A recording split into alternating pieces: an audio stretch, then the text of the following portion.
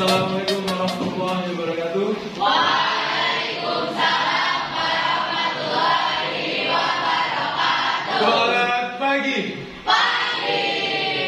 Baik, untuk pelajaran hari ini ya, kita masih akan bahas berkaitan dengan teks apa? Puisi. Ya, sebelum kita mulai pelajaran, alangkah baiknya untuk kita berdoa terlebih dahulu. Silakan untuk Mbak Vanessa untuk memimpin doa.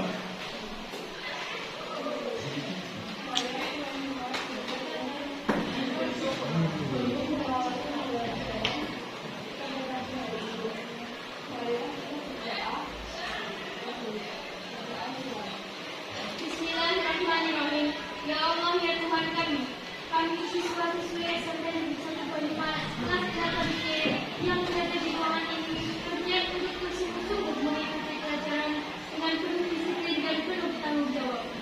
Untuk itu, lapangkanlah dada kami untuk menerima ilmu yang Engkau limpahkan kepada kami. Ya Allah, ya Tuhan kami, jadikanlah ilmu yang Engkau limpahkan kepada kami ilmu yang bermanfaat baik di dunia maupun di akhirat. Ya Allah, tunjukkanlah yang benar itu benar dan dekatkanlah kami dengan kebenaran. Tunjukkanlah yang salah itu salah dan jauhkanlah kami dari kesalahan. Ya Allah, ya Tuhan kami, bimbinglah kami ke jalan yang Engkau ridhoi. Rabbi zidni ilman warzuqni fahman. Amin amin ya rabbal alamin. Ya, untuk selanjutnya kita akan belajar berkaitan dengan struktur teks puisi. Nah, kita belajar. Coba untuk kalian menengok kanan kiri kalian, apakah teman kalian mau semua? Mau semua? Itu hari ini ya, kita akan belajar berkaitan dengan struktur teks puisi. Jadi yang biasanya kalian belajar struktur teks eksposisi, eksplanasi, iklan, dan juga kita hari ini akan belajar berkaitan dengan struktur teks puisi. Nah, sebelum kita belajar ya, berkaitan dengan strukturnya, silakan yang sudah membuka kelas poinnya ya, untuk juga kita akan lihat dengan kode kelas 36714 ya. 36714. Nah, jadi kan ada gambar kucingnya. Tulisannya apa?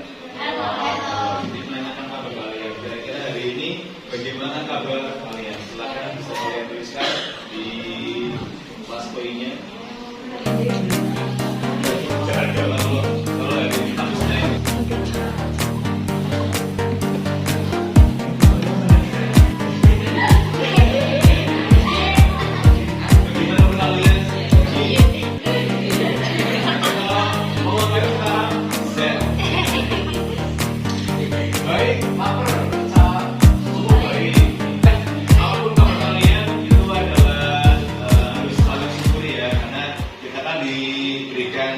Kesehatan, terutama kita bisa berkumpul dengan teman-teman itu kan luar biasa. Karena itu untuk bahasa ya lebih semangat lagi.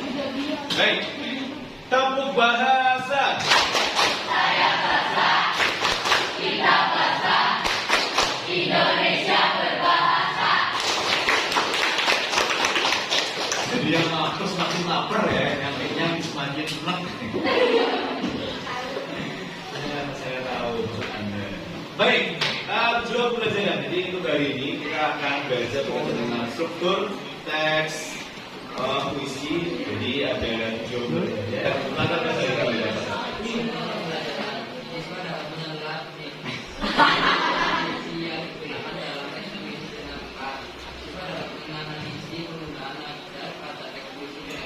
Ya, baik. Untuk hari ini kita akan belajar dua macam ya. Yang pertama adalah diksi. Yang kedua ada Penggunaan wajah. Jadi kita akan belajar dua macam ya, diksi dan juga ada majas.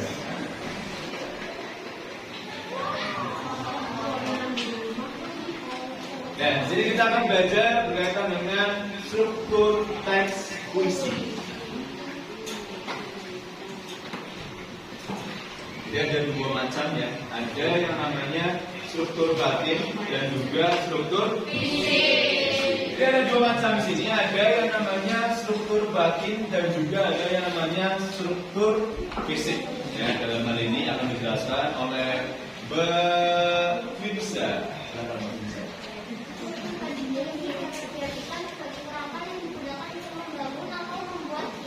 Nah, ini adalah teorinya ya. Kita nanti akan belajar langsung ya dengan sastrawan kita. Jikalau aku pergi di pantai, jikalau aku melihat sawah-sawah yang menguning menghijau, aku tidak lagi melihat batang-batang padi yang menguning menghijau. Mendengarkan lagu Olesio, aku mendengar Indonesia.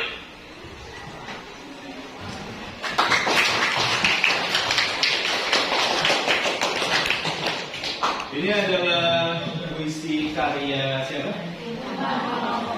Aku melihat ya. Di sini tadi sudah dijelaskan ya bahwa ada yang namanya struktur batin ya. Jadi struktur batin itu membangun atau ya untuk membuat puisi.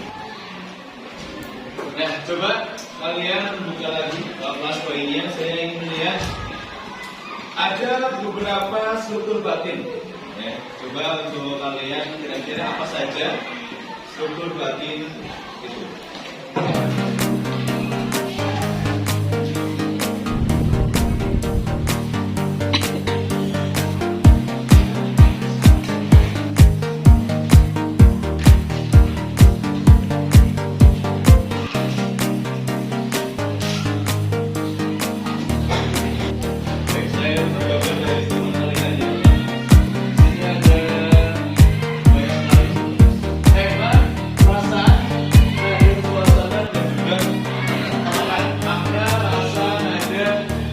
Tema berkaitan dengan gagasan pokok atau pokok pikiran. Yang ditimbulkan akan memberikan kesan. Saat ini saya Kan ada kata-kata berlambang ya, sebenarnya adalah simbol ya, gambar, kemudian tanda, kata yang menyatakan maksud tertentu. Contohnya, dia bisa mencontohkan simbol.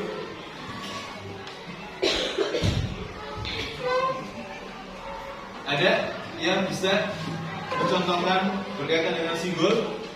Silakan.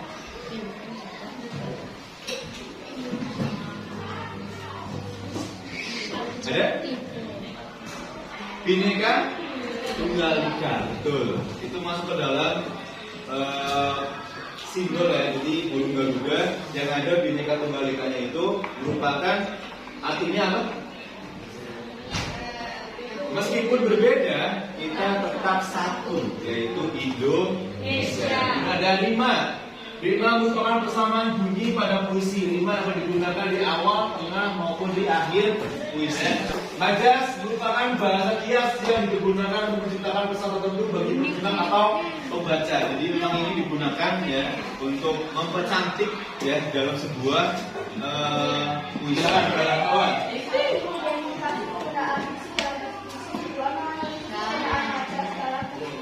Baik, nanti kita akan belajar mengidentifikasi penggunaan diksi ya dalam sebuah puisi. Kemudian ada juga yang proses penggunaan majas dalam teks puisi. Perhatikan biar smart mendengarnya.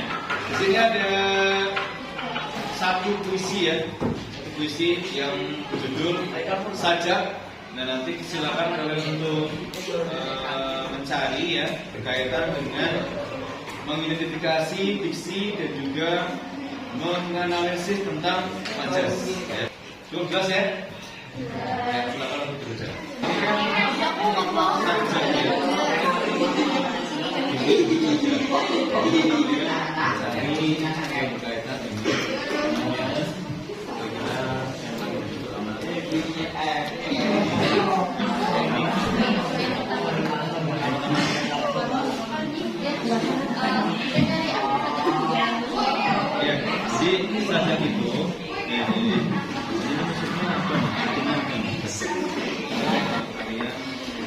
Assalamualaikum warahmatullahi wabarakatuh. Waalaikumsalam warahmatullahi wabarakatuh. Perkenalkan, nama saya Garata Dewi dari nomor absen 16. Perkenalkan, nama saya Chandra Ilham. Kami akan mempresentasikan hasil kerja kelompok kami dalam menelaah isi puisi sajak. Yang pertama, arti sajak dalam puisi sajak dan juga amanat yang ingin disampaikan oleh penyair dalam puisi sajak. Artinya sajak dalam puisi tersebut adalah karya puisi. Beberapa kata yang memiliki makna denotasi dan makna konotasi. Yang pertama, kata karangan. Makna denotasinya yaitu menghayal atau mengada-ngada. Kita belajar ya untuk tadi berkaitan dengan isinya, kemudian juga ada majasnya yang berkaitan dengan sajak ya yang ditulis Samu Manik. Pada ini kita sudah mencari berkaitan dengan sajaknya, bahkan berkaitan dengan makna denotasi dan juga konotasi. Jadi ada menyebutkan sajaknya, majasnya itu ada majas personifikasi ya. Jadi seolah-olah itu seperti manusia. Ya. Ada yang kata yang datang berguyun-guyun, ya, besar-besaran. Baik, untuk evaluasinya untuk hari ini kita sudah belajar ya berkaitan dengan struktur batin dan juga struktur fisik. Ada apa saja di struktur batin? Tema, perasaan, dan suasana. Kemudian di struktur fisiknya ada Isi, imaji, konotasi, dan denotasi, kata-kata berlambang, rima, tipografi, majas. ada beberapa ya tadi sudah membahas mengenai struktur batin dan juga struktur fisik. Di batin itu ada tema, perasaan, nada dan juga suasana serta amanat. Kemudian di fisik itu ada diksi, imaji, konotasi dan denotasi, kata-kata berlambang, rima, tipografi dan juga majas. Ya. Ada yang bertanyakan sebelum dilanjutkan? Tidak tanya. Baik. Mungkin untuk pembelajaran hari ini ya sudah cukup bagus. Nanti kita akan bertemu lagi ya di menulis puisi ya. Nanti kita akan membaca ya, membaca puisi dengan mungkin ada perasaan dan tadi sudah kita pelajari dengan ditambahkan dengan musikalisasi puisi. Nanti ada instrumen-instrumen yang akan kalian pilih untuk mengiringi dalam sebuah pembacaan puisi. Baik, untuk kata-kata hari ini ya. Harimu memang berat. Cobalah untuk istirahat sejenak dan memulai kembali setelah rehat. Sekarang kita itu perlu istirahat, ya.